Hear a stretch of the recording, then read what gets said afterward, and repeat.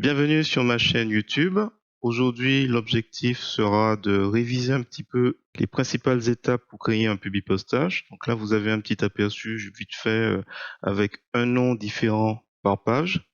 J'espère que mes explications seront intéressantes. Si c'est le cas, n'hésitez pas à me mettre un pouce vers le haut et à me laisser un commentaire.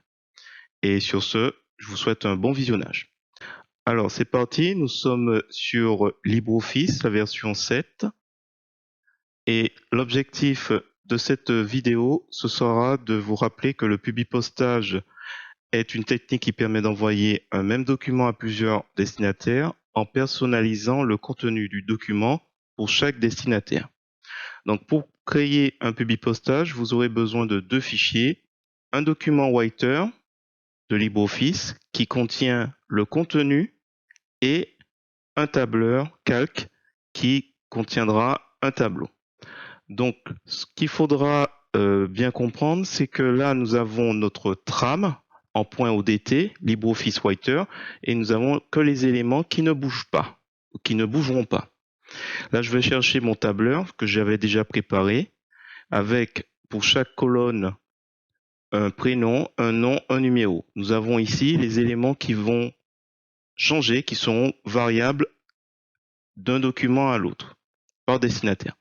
Donc ce document, une fois qu'il est préparé, qu'il a été vérifié, ben, vous n'avez plus qu'à l'enregistrer et à fermer le document, le tableur calque. Vous n'avez plus besoin d'y retourner. Maintenant, on va se concentrer sur LibreOffice Writer, le courrier. Vous faites votre courrier, donc tout ce qui ne bouge pas.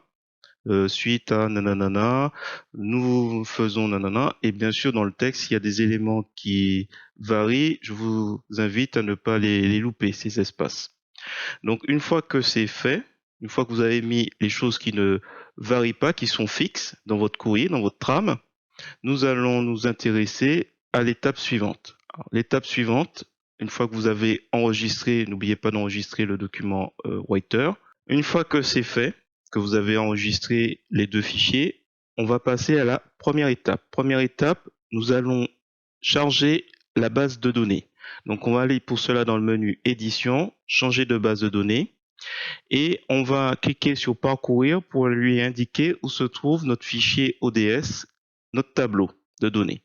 On va cliquer sur le plus qui est à côté du fichier et on va lui indiquer notre feuille, notre onglet qui, là je l'avais renommé liste des clients exprès. Et une fois que c'est fait, on lui dit, voilà, on te définit cet élément comme lien.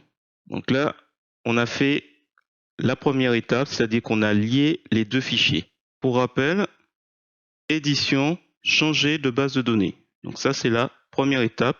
Ensuite, une fois que c'est fait, vous avez lié les éléments, vous passez juste à côté.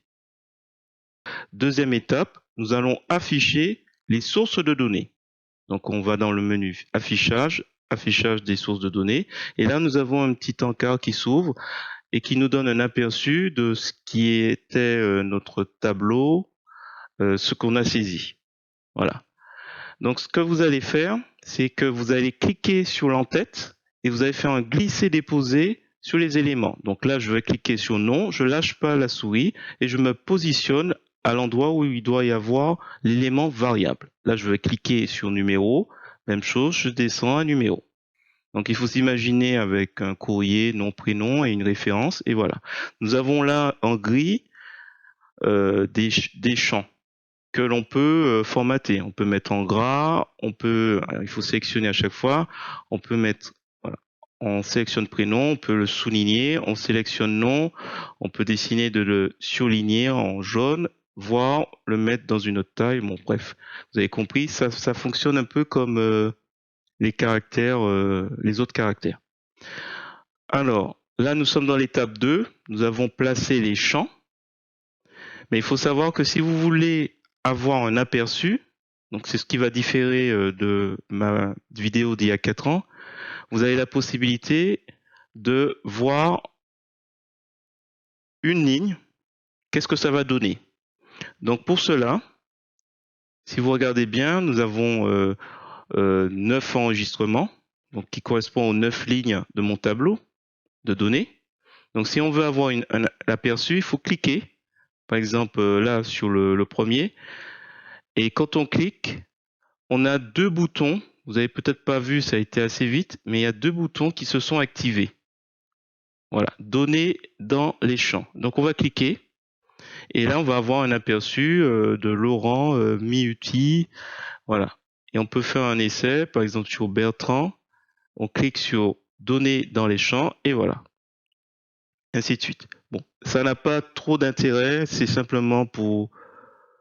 Voilà, vous pouvez oublier cette partie parce qu'en fait c'est un aperçu mais ça n'a pas trop d'intérêt à mon sens. Le plus important à retenir, c'est que là, nous allons passer à l'étape 3, l'étape définitive. On va faire fichier, imprimer. Et là, c'est l'étape 3 qui va nous permettre, donc là, on a une petite encart qui nous dit, attention, ça contient des champs d'une base de données, voulez-vous imprimer? Et là, on va lui dire oui. Et là, on est sur la dernière étape. Soit vous décidez de sortir, imprimer tout de suite, le résultat de votre publipostage. Je vous conseille plutôt de cliquer sur Fichier, d'enregistrer dans un document unique pour voir le résultat d'abord avant d'imprimer. Alors, vous avez le choix entre document unique ou document individuel, c'est-à-dire que un fichier, un destinataire. Donc, soit vous prenez le champ prénom ou nom, à condition que il vaut mieux avoir quelque chose il faut pas avoir d'homonyme, sinon ce sera pas très intéressant. Mais je vous conseille plutôt enregistrer comme document unique. Et une fois que c'est fait, vous cliquez sur OK et il vous restera plus qu'à enregistrer sous dans le dossier. Donc vous mettez un nom évocateur. Alors je vais mettre regroupement des 9 personnes. Mais bon, c'est juste pour les besoins du tuto que je mets ce nom de fichier un peu long. J'enregistre. Et quand je clique sur enregistre, on voit la création du document et ça défile. Ça fait 9, c'est allé assez vite. On va aller tout de suite voir dans l'emplacement où j'ai enregistré le fichier à quoi il ressemble. Voilà, on l'ouvre, on agrandit. Et là, on voit que sur la première page, on a un nom. Sur la page suivante, on a un autre nom. Donc, première, Pinot, MIPI, MOP. Voilà, on a sur chaque page un document pour un destinataire. Donc, ça peut être intéressant si on doit imprimer. On s'embête pas à imprimer tout ça. Voilà, j'espère que cette petite vidéo vous a plu. Si c'est le cas, je vous remercie de me mettre un pouce vers le haut et de me laisser un commentaire. Et sur ce, je vous dis à bientôt pour d'autres tutos sur GIMP, LibreOffice ou GMIC.